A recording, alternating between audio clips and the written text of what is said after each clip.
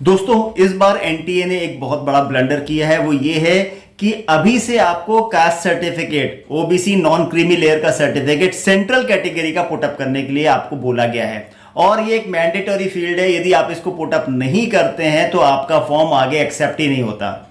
ऐसे में प्रॉब्लम बढ़ गई है, पेरेंट्स की प्रॉब्लम बढ़ गई है, स्टूडेंट्स की कि इतनी जल्दी वो सर्टिफिकेट कहां से लाएं।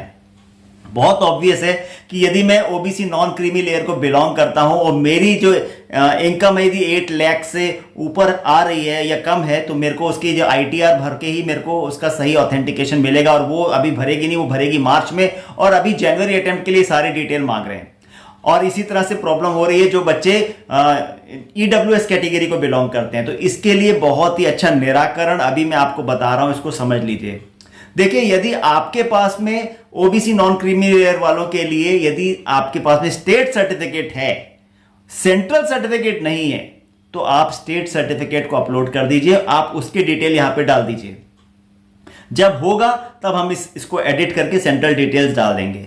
और साथ ही साथ एक ईमेल डाल के छोड़ दीजिए, I have done this, my application form number is this, I have done this, मैंने यहां पे डाल के छोड़ा है और इसको बाद में मैं अपडेट करूंगा। एक एप्लीकेशन कैसे लिखना है उसके लिए यदि आप चाहें तो डिस्क्रिप्शन बॉक्स में मैं इसका फॉर्मेट आपके लिए डाल दूंगा।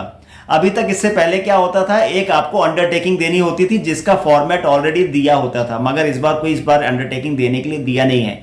तो एक अंडरटेकिंग मैं आपको बना दूंगा, आप उसको पुटअप कर दीजिएगा। दूसरी इंपॉर्टेंट बात यह है, जिन बच्चों का ईडब्ल्यूएस कैटेगरी है और अभी तक आपके पास में प्रॉपर सर्टिफिकेट नहीं है, क्योंकि अभी इनकम आपकी पता नहीं बढ़ सकती है, हो सकता है आपके पेरेंट्स का कोई कैपिटल गेन हो जाए, वो अचानक से कोई जमीन बेचे उसमें उनको फायदा हो जाए, किसी की लॉटरी लग जाए, किसी को कोई ऐसा गेन मिल जाए जिससे आपकी इनकम फ्लक्चुएट हो सकती है। तो अभी ईडब्ल्यूएस के कैटेगरी के जो स्टूडेंट्स हैं वो कैसे अपनी इनकम को शो करेंगे, और फॉर्म आपको अभी भरना है। तो इट इज इंपॉर्टेंट। देखिए, दो हिस्से हैं, आप कोई भी फॉर्म ऑनलाइन और ऑफलाइन मोड पे भर सकते हैं। यदि आपने ऑफलाइन मोड पे भरा हुआ है और उसका कोई रेफरेंस नंबर आपके पास में, इंपॉर्टेंट, यदि उसका कोई रेफरेंस नंबर है तो वो यहां पे डाल दीजिए, नहीं है तो कलेक्ट कर लीजिए 1-2 दिन के अंदर और उसके बाद डाल दीजिए। लेकिन यदि आपके पास में कुछ भी नहीं है अभी, तो आप एक ऑनलाइन फॉर्म भर दीजिए।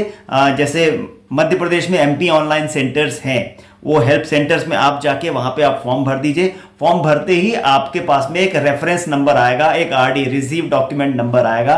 आप आरडी नंबर, उस रिसीव डॉक्यूमेंट नंबर को आप यहां पे पुटअप कर दीजिए, और साथ ही साथ किस डेट को आपने अप्लाई किया है उस डेट को आप यहां पे पुटअप कर दीजिए।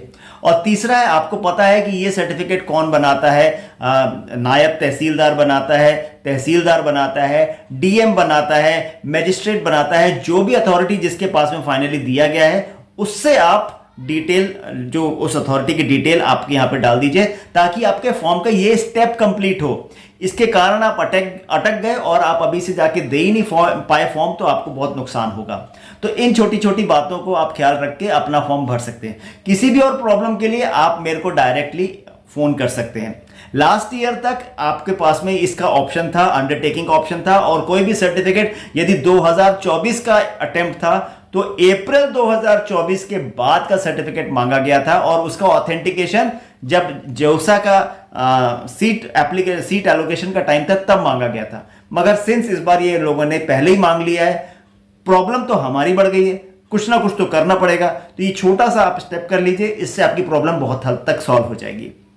फिर भी कोई दिक्कत हो, I am always there. All the best, take care.